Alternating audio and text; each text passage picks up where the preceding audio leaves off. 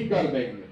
आप वोट दिए, वोट लेके भागा, फिर अगली बार कोई आया, कहा हमको दे दो, हम ठीक कर देंगे। इसी चक्कर में 50 वर्ष से आपका जीवन चला जा रहा।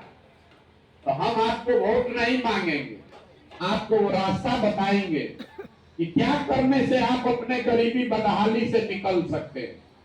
वोट जिसको देना है दीजिए, लेकिन अगर आपको ये रास्ता समझ में आ जाएगा तो और कुछ हो चाहे नहीं, आपके बच्चों को रोजगार और पढ़ाई का व्यवस्था हो जाएगा।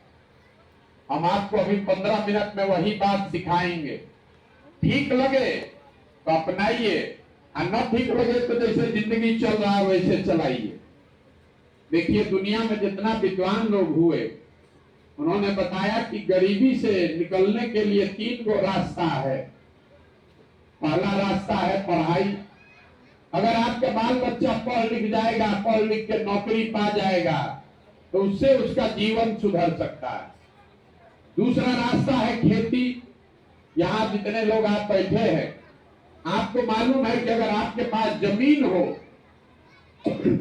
तो खेती किसानी करके भी आपका जीवन सुधर सकता है। तीसरा रास्ता है पूंजी, पैसा। अगर आप पढ़े लिखे नहीं हैं, आपके पास जमीनों नहीं है, लेकिन पैसा हो तो कोई ना कोई रोजी रोजगार, व्यापार, दुकान करके भी अपना जीवन आप सुधार सकते हैं। आप अपने गांव में देखिएगा, अपने पंचायत बिहार में देख लीजिए, आपको पता चलेगा यहाँ रहने वाले 2/3 से ज्यादा आदमी, 2/3 से ज्यादा लोगों के पास ये तीनों में तीनों चीज नहीं है। जो यहाँ गरीब है, उसके बच्चे का पढ़ने का कोई उपाय नहीं। सरकारी स्कूल में गया, खिचड़ी खाया और घरे चला आया।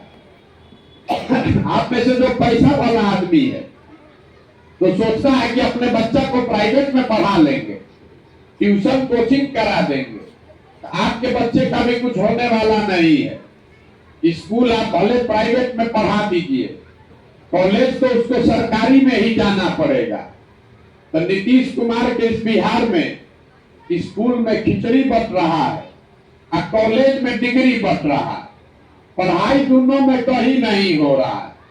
तो जब आपका बच्चा पढ़ेगा ही नहीं, तो नीतीश बन जाए कि लालू बन जाए कि मोदी बन जाए कि प्रशांत किशोर बन जाए, अगर आपका बच्चा पढ़ा ही नहीं तो दुनिया में कोई आदमी उसको डॉक्टर, इंजीनियर, कलेक्टर नहीं बना सकता।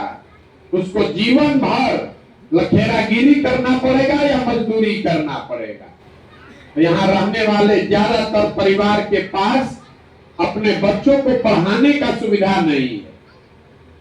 पढ़ाई नहीं हुआ तो कोई बात नहीं, खेती से आपका जीवन काहे नहीं सुधरा? वो इसलिए कि अगर यहाँ 100 आदमी रहता है, 100 में 60 आदमी के पास तो जमीन है ही नहीं, तो बेचारा खेती करेगा कैसे? और जो 40 आदमी बच गया, जो इसके पास जमीन है और खेती कर रहा है, उसमें 35 आदमी ऐसा है जो 2 बीघा से कम का खेती करता है। यहाँ गांव में भी बहुत इक्का दुक्का आदमी होगा जो 2 बीघा से ज्यादा जमीन का मालिक है। तो जो आप और हम खेती करते हैं, ये खेती कमाने वाला नहीं है, ये खाने वाला खेती है। खेत में उतना उपजेगा कि बाल बच्चा का पेट भर जाए, नून तेल साड़ी धोती का जुगाड़ हो जाएगा, उससे कमाई का उपाय नहीं है। घर में बेटी